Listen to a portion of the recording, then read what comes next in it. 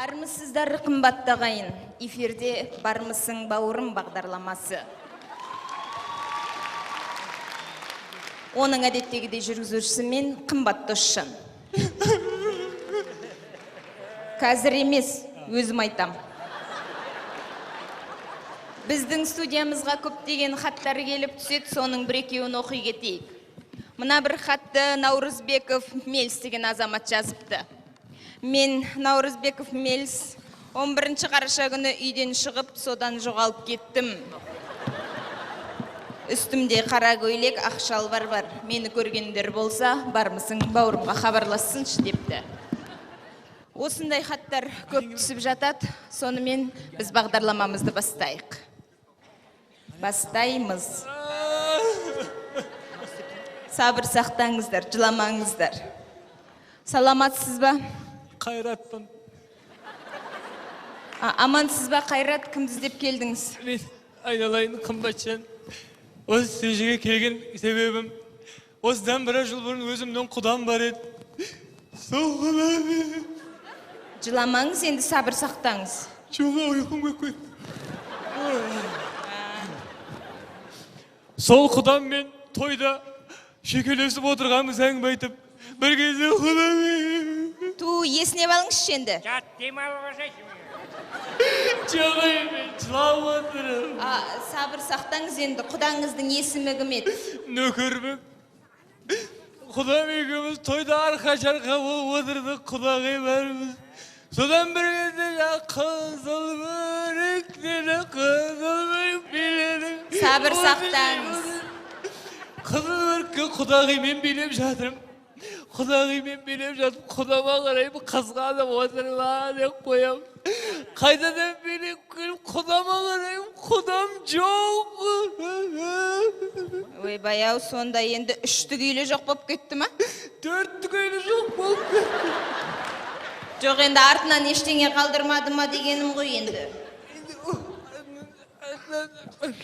Бір жапырақ қағаз тастап кетті. Мынау енді телефон нөмір ғой, соғып көрейік. Көтеретін шығар. Алло? Нөкірбек. Нөкірбек мырза екен. Бұл Бармысын Бауырымнан ғой хабарласып жатқан. Сізді іздеп келіп отыр мұнда. Иә, Беш. Алло. Нөке, ассаламайым. Құдаға қайда кеттік қалдыңыз, құда? Ау.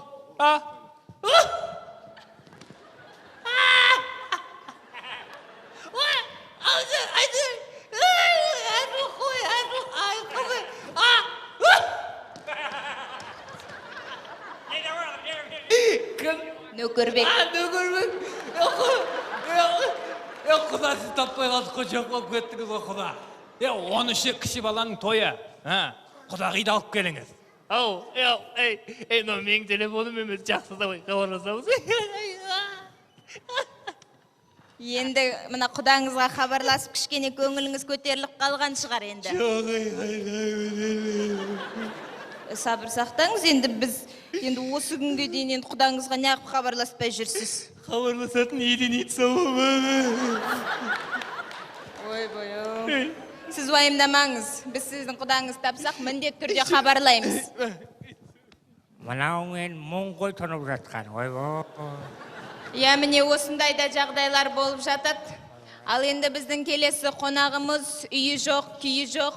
Бір сөзбен айтқанда қаңғыбас Боря мырза келіп отыр екен. Сәлематсыз ба, Боря мырза? Боря деме, бұғы дей бер өзіміз ғой. Аттан Қазақстан! Ойбай, бөке, мұнда әйгілі аттаншы Амантай қажы кеп қапты, жібере салайық, әйтпесе ол шу шығарады. Қарсы алыңыздар, әйгілі аттаншы Амантай қажы. Аттан Қазақстан! Жасы Амантай! Алға! Аттан Амантай! Обама! Алға! Долой коррупцию! Қалайсыздар? Жағдайлары қалай? Аман ба? Привет, қымбат айналайын. Сәлематсыз ба, Амантай қажы? Сіз кімді іздеп келдіңіз? Дұрыс айтасың. Мен іздеп келіп отырмын. Үйде отқам жаңа. Тоқалым жоқ менің.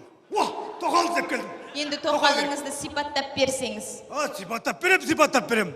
Ол жаңа шашы ұзын, бойшаң келген, қара торының әдемісі сондай сұлу. Енді түсінікті. Үйден қашан шығып кетіп еді? Кім үйден шықты? Тоқалыңыз? Қашан? Білмеймін қашан. Ай, ол үйден шыққан жоқ. Менің мүлде тоқалым жоқ. Ай, сондай тоқал тауып береді деп, мына сендерге келіп отырмын ғой. Сен, бар тоқалын жоғалтып алды деп ойлап қалдың ба? Ойба, тоқалым бар болып тұр, соны жоғалтып алды деп ойлап қалдың ба? Тоқал жоқ деп ойлап тоқал деген не? Жоқ, енді табуын тауып береміз ғой, енді үйдегі жеңгеміз рұқсатын берді ме? Ойбай, тоқал алу үшін ешкімден рұқсат сұрап керек емес. Еркек деген басшы болу керек, әйел деген өз орнын білсін. Бірақ енді қазақта жақсы сөз бар ғой, мына еркек бас болса, әйел мойын, мойын қайда бұрса бас сонда бұрады дейді. Ойбай, соны айтатындар біліп алыңдаршы, мына мойында мый болмайды. Мый мына баста болады айналайын. Енді мына Тоқал алу керек. әйелден қорықпау керек. Әйелден қорықпау керек. Өйткені бір әйел бардың өз әйел. Ана әйелің ауырып қалса, ертең тамақты өзің жасайсың. Балаңды өзің қарайсың, кіріңді өзің жуасың, мектебің мынау классың, осында 10 жыл тұрасың, тардай болып кіресің, таудай болып шығасың. Мұнан бәрін өзің шығардың ба? Сен айтып отырсың ғой қазір. Бір жерде не естідің ба? Бірақ мен түсінбедім. Мектеппен тарының қатысы қай жеп жүрген? Тұршы тыныш. Тоқал алу керек, ешкімден қорықпау керек. Кім бұл? Так, Алло, Аманчук қайдасың? Кім бұл? Қайдасың? Ойбай бәйбіше сен ба? Мен магазиндемін ғой. Мен сені қашан жібердім магазинге? Жаңа үйдің қасында магазинге барғам. О жақта нан жоқ екен. Сөйтіп басқа магазинге кеп тұрмын ғой. Қарындас, нан бар ба? Нан жоқ, сүт бар. Жаныңның барында тез кел, түсіндің ба? Болды. Не болды? Не болды, тамағың дайын болып қалды ма? Тамақ қайдан дайын болсын, нан жаятын оқтауда кетіп қапсың ғой. Бәзен қолым, оның деп қоям. Болды, қазір барам, жарайды. Әнем ғой ауылдан звондап атқан. Әнің нан жая ма? Сонымен әйелден қорықпау керек дейсіз. Әйелден қорықпағанда енді сыйлау керек қой өз әйелін ғой. Бірақ тоқал алу керек. Бірақ тоқал алу керек. Әр еркек тоқал алу керек. Сен де ал тоқал, сен де ал. Саған керек емес екен ғой. Тоқал алу керек. Ойбай. Болды, мен кеттім онда. Жолғамыз. Тоқалды қайтеміз енді. Тоқалды қазір мен карточкалы қошқам, сол кезде сөйлесеміз. Аттан! Қазақстан, жаса амандай! Міне, ойбай, осындайда қызық жағдайлар болып жатады. Ал енді біздің келесі қонағымыз өзін құпия ұстауды сұрады. Сонымен қарсы алыңыздар, құпия қонақ.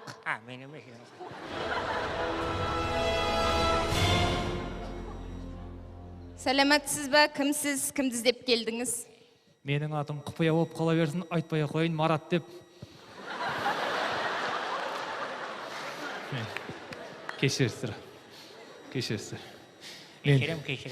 Осы жерге келген себебім, осыдан 10 жыл бұрын досым екеуміз үйде жатқанбыз. Қалтада ақша жоқ, кризис не істейміз деп. Мен тұрдым, жата береміз, жүр, банктан айық дедім. Екеуміз банкке кіріп бардық та, жатыңдар, бәрің, жат. Таныстардың бәрі жатыр, мамашкі де жатыр ішінде. Мен айттым, жат дедім, досым айтты, оларды не қыласың? Одан да бар, сейф таш деді. Сейф таш деді.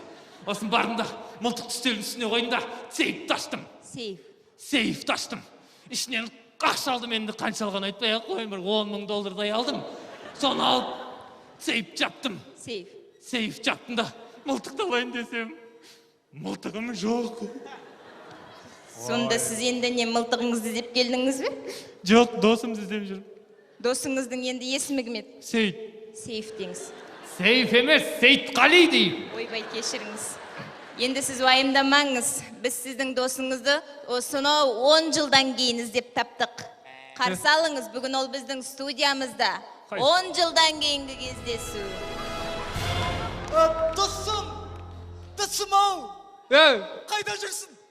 Қоя берші, мылтық қайда? Қандай мылтық? Ана мен сейфтің үстіне қойған. Сейф. Сейфтің үстіне қойған. Сейф? Не? Сейф. Сейфтің үстіне қойған ба? Иә. Мен оның алып үстелдің үстіне қойдым ғой. Столды. Столдың үстіне дейді. Столдың үстіне қойдым ғой. Адрес қандай? Төлеби Байтұрсынова. Біреу алып кеткен шығар, енді жүріп барайық кетейін. Кім алады? Бар, көріп келейік. Бірақ 10 жыл өтіп кетті ғой. Қай жерде де? Төлеби Байтұрсынова дейді. Ол жерге балабақша салып тастады ғой оның орнына, 10 жылдан кейін қызығы. Есіміз шығарып жіберді ғой, сонымен бөке сізге кеп тоқтаған едік. Ары қарай. Кеше қызым, мұнан менкінен қайғылы сияқты ғой. Жібере салайық. Бер отырыңыз. Кімсіз, кімді іздеп келдіңіз? Қайырлы кеш. Добрый кеш. Қайырлы кеш. Добрый кеш. Кімді іздеп келдіңіз? Мен осын кімді іздеп келді? Кім дейді, іздеп келді. Кім? Осы келді, мен кім? Болды, кім болды? Кім дейді, мен іздеп үші деді. Тоқтай тұрыңызшы, басынан бастап айтыңызшы. Мен үйде лежать етіп жатқанмын спокойно. Дети, сын келді казына. Мен сұрады сыннан. Сын, говори, кім болды сенің? Атабым, кім дейді? Сен сөйлеп атсың ба? Айта берсін, айта берсін. Не понял? Сын сұрайды, кім болды? Кім дедім? Кім болды? Бұл сын-то білмейді. Сын-то білмейді. Потом сын-то ментайн сұрады, сен айт, кім дейді? Мен кім дейді? Мен-то тұрды да айтты. Мен-то білмейді. Ұят болды, қатты. Ұят болды. Ойбой, қинап жібердіңіз ғой. Енді бар түсінгенім, сіз мұна ата-бабаңыздың кім болғанын, тіліңіздің қандай тіл екенін іздеп келдіңіз ғой. Кім деді мен? Сіз уайымдамаңыз, сіз сөйлемей қойыңызшы, уайымдамаңыз. Мен сізге бір-екі сұрақ қояйын. Енді мұна сіздерді қонаққа 5-ке шақырса, уақытында барасыздар ма? Нет, біз 9 барады кешке. Кешігесіздер? Да. Түсінікті. Енді мұна сіз бөлмеде телевизор көріп, диванда жатқанда, полда жатқан пультті алу үшін, асханада жүрген әйеліңіз шақырасыз ба? Мен-то шақырады залда, мен-то әйел жатты, мен телевизор қарады, жатты. Әйел, перкі, бұты ауысты, деді. Мен-то айтты, ауыстыр, деді. Түсінікті. Ендеше, сіз уайымдамаңыз. Сіздің ата-бабаңыз қазақ болған. Сіздің тіліңіз қазақ тілі. Кім? Қазақ тілі. Мен қайдан білейін, мен жемнен сұрап ашым. Қазақ? Иә, бірақ енді мұна бір өтінішіміз бар. Әліппедегі 42 әріп жаттабаңызшы, мынау сыйлық. Это әліппе, да? Әліппе. Әліппе. Бұнта мен сын подарит, сын оқы. Айтты, оқы. Бірінші өзің оқып ал, кейін балаңа береді. Барыңыз, рахмет, иә, барыңызшы өтінем. Ойбай, қазақ десең өзіңе тиер. Қазақ. Қалай шықтың жаттап алға болмайды, мен түсінбеймін, мәше бір 42 қарып бар болған. Өмір өстейді оңыз. Қой, қайым, жылама өзің. Соған бола жылайсың ба, жылама. Жылама. Ойнап жүріп жылама, шашын түсіп қалады қазір. Жыламай қой, қазір. Бабай келеді, бабай! Бабай ақ кетеді қазір, бабай келеді. Ей, бабай келеді, бабай. Ей, бабай! Бабай менен қорып қашып кетеді. Жылама қазір. Саған жылама деймін, өзін жылап қолап қажып осы. Жылама бол, жылама қазір. Бол, жыламайым, сіз де жыламаңыз. Мен жыламайым. Сабыр сақтаңыз, жыламаңыз. Мен жыламайым. Жыламаңыз, енді сабыр сақтаңыз. Ту, неге жылап отырсыз? Сабыр сақтай алмағандықтан да. Қойыңызшы енді бәке. Сіздің не үшін келгеніңізді ұмытып қалдым. Кімді іздеп келіп едіңіз? Мен іштен іздеп қойдым мен.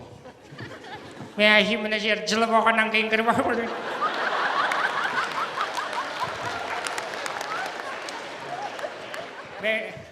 Мен іздеген барып таба алмайсыңдар ғой, жоқ. Неге табамыз? Біздің Ресеймен де байланысымыз бар. Ой, маған десе Франциямен байланысы жоқ қой. Таба алмайсың жоқ қой ол. Табамыз? Табасың, таппайсың. Үйім жоқ, бір бөлмелі үйім маған. қайда кеткен бұл? Үйден шығам, үйден жұмысқа бардым, мусорға. Отырып айта беріңізші. Келсем, үйім жоқ, бір бөлме қаланың ортасында. Үйім жоқ мен, жоқ. Кетіп қалған, қаға кетіп қалған білмеймін. Үйім орнына бір нәрсе соқсан, жоқ. Жептегі шығып тастады. Уайымдамаңыз. Уайымдамай. Мекен жайыңызды айтсаңыз тауып береміз ғой, табамыз. Мекен жайын білсем өзім тауып алмайын ба? Жоқ ол, жоқ ол, керегі Тауып жоқ. береміз дейдім ғой. Ауырмаңыз да, керегі жоқ, керек. Болды ол. Ол, тапқанмен. Жарамай ағаншар коробка ғой. Холодильниктің коробкасы ғой мен. Sonra тұратын мен. Осыны әкетсе қайда берсін мен. Бір жерім кейде ашуым келеді. Басқа коробка алып не қылайын десең Қытайлар плоский қылып шығарған телевизор сыймайсың ішіне. Ана холодильниктігі жақсы дәу. Кең бір бөлме өзіме Түсінікті, жетеді. енді бөке мына сізге қарасам бір сұрақ туындайды, қояйын десем, ренжітіп алам ба деймін. Қойсам бола ма? Попробуй. Қой деп атқаным ғой, қойып көр деп атырмын. Мына енді өзіңіз қазақсыз. Қазақтар деген енді 7 атадан бері туысқан ғой. Туысқан, иә. Қалайша осындай қаңғыбастың күйіне жеттіңіз? Оңай жеттім. Өзім жеттім, өз күшімен.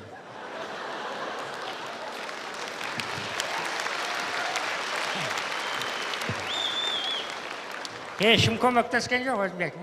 Жоқ, бөке, бұл күлкілі жағдай емес. Қайтайыз басында мұңылы болатын, кейін айтып қызық болып кетеді екен ғой. Әңгіме бір. Қызым-ау, әлі көз алдымда бұл.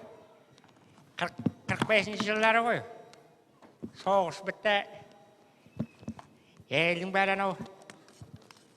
Жеңіс күнін тойлады. Бәрі темір жолға қалай ағылып жатқан кез ғой. Қолдарында гүлдері бар. Біреу баласын жетектеп алған әйелдері бар. Біреу әкесін күтеді, бұрын пойыз деген гүрілдеп өтіп ады. Қарап тұрам, мен де кішкентайым ғой, сөз жүрмін. Анамның қолынан ұстап, әкемді күтіп жүрмін ғой. Енді әкем соғыстан оралмады енді, қайтайсың. Өмір ғой. Өмір ғой. Онда анам көтер алмады ма кейін? Ол да кетті. Өмір ғой, енді не істейсің? Бір адам тіршілігін жасайсың, қабыр айдыр, өзіміз ер жетіп етсейді. Кейін үйленіп, балалы болдым. Жалғыз балам болды. Атадан жалғызбын ғой, менен өзімнен жалғыз ұлым болды. Бала ерке болды. Тілі білдірлап шығады. Сөйлеген кезде қызық бір. Табылдар сөйлейтін. Кейін бірақ ер жетпесейді. Кемпір осының тойына дейін шыдасам екен деп. Не қабайды ол? Ол да шыдамады, қайтайсың. Бірақ енді айтор үйленді.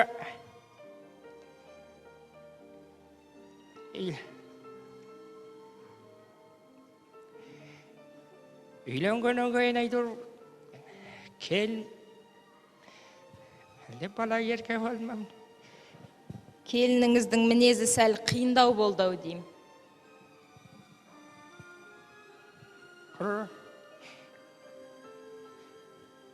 Келін мен жүрген жер берекесіз болды ма? Келін жамандамай қой.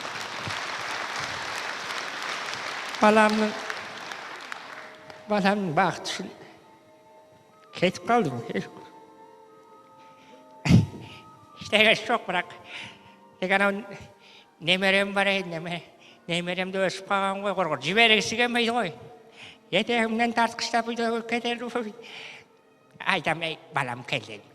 Екеуміз ойнайық. Тығылмаша ғой, мен көзім жұмам, сен тығыл деп. Балам тартылады, жүгіріп барып тығылып қалады. Тығылып қалды, мен санап, көзімді ашып тауып алдым ба. Балам айт, мен сен жұм дедім. Балам көзін тарсымды. 1, 2, 3, 4, 5, 6 санап атыр. Мен тұрып тағылатын жері іздеп. Бейт.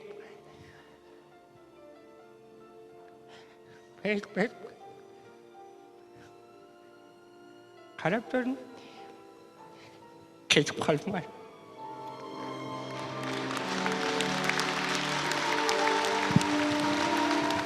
Сабыр сақтаңыз енді. Өмір ғой, қайтесіз. Ойбай, жүрегіңіз ауырып қалды ма?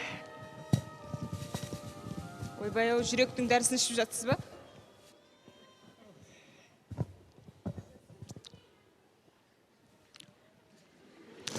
Детский оскорбинка ғой. Ауыр. Жақсы көрім, денең дірейді қалады. Дейсің ба? Жоқ, рахмет демеймін. Немерем жақсы көретін ғой орын ба? Үйрен мағамды. Қышқыл бол дейді. Оғасы жоқ мен. Қайғырмаймын. Орсын тегімі қайырды сұрамаймын.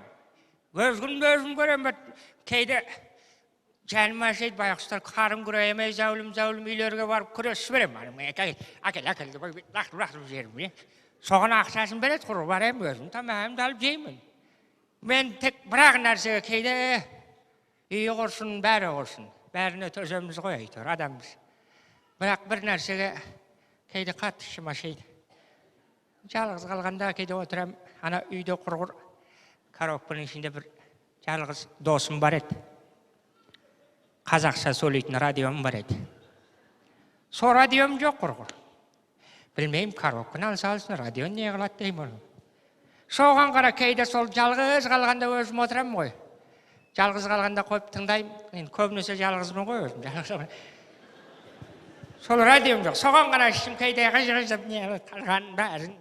Бөке, енді мына бізде бүгін мерекелі бағдарлама. Соның қарсаңында соның кішкене сыйлығымыз бар сізге. Мынау біз сіздің радиоңыз таптық. Қабыл алыңыз.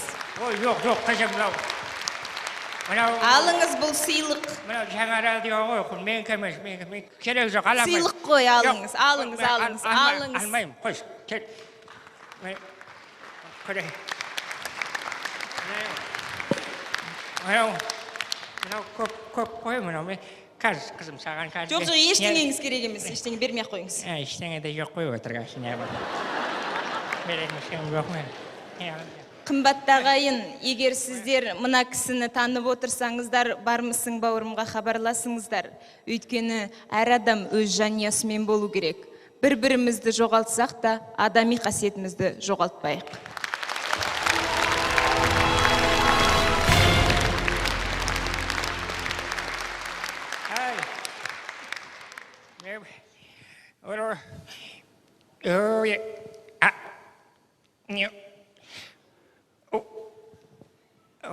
Құрғыр қуан алмайым да, қай қуанатын да білмеймін. Әй, қайда кетіп қалды? Мұнан қалай қосам құрғыр, ой? Мұнан қалай қосылады? Әй, радио. Қалай қосады мұнан? Мұны жағында тұр қойым. Бәсі.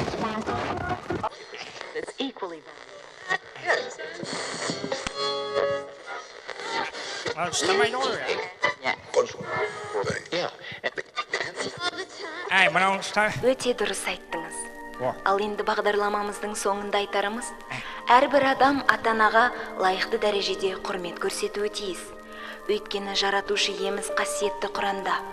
Раббым тек қана өзіне құлдық жасауды, әке-шешеге жақсы қарауды, және оларға былай деп дұға жасауды бұйырды. Уа Раббым, олар мені кішкентай күнімде қалай мәпелеп өсірген болса, оларды солай мейіріміңе бөлей көр. Бұл жердегі әрбір сөзге терең мән беріп қарау керек.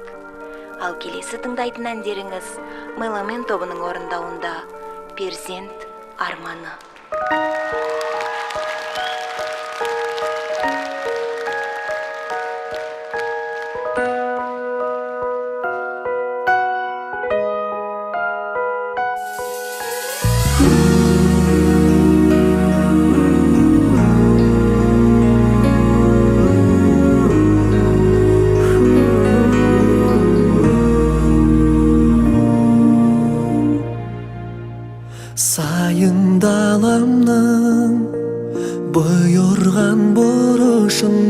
мекенде жаратқанымның өзгеге бір жолға бөтен бол жаутаңдап өстім айналамда жүрген жандарға кім менің әкем кім менің жан анам екенде өмірге келген әр сәби біреудің баласы тағдырым бірақ таңдауға жетпейді шамасы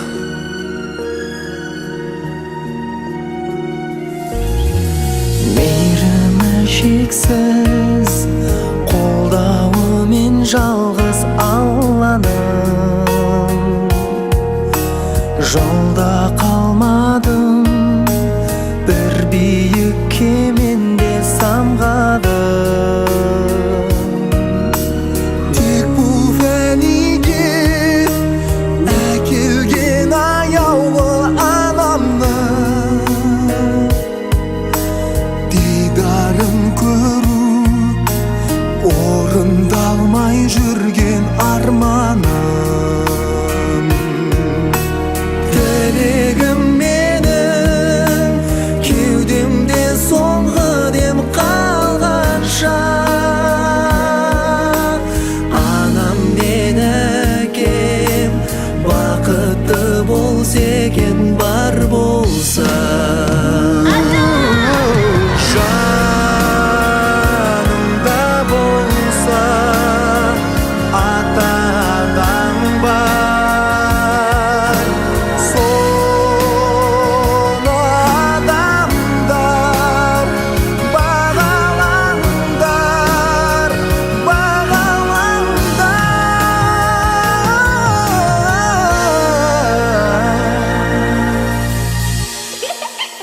өмірге келген әр сәби біреудің баласы тағдырын бірақ таңдауға жетпейді тілегім менің кеудемде соңғы дем қалғанша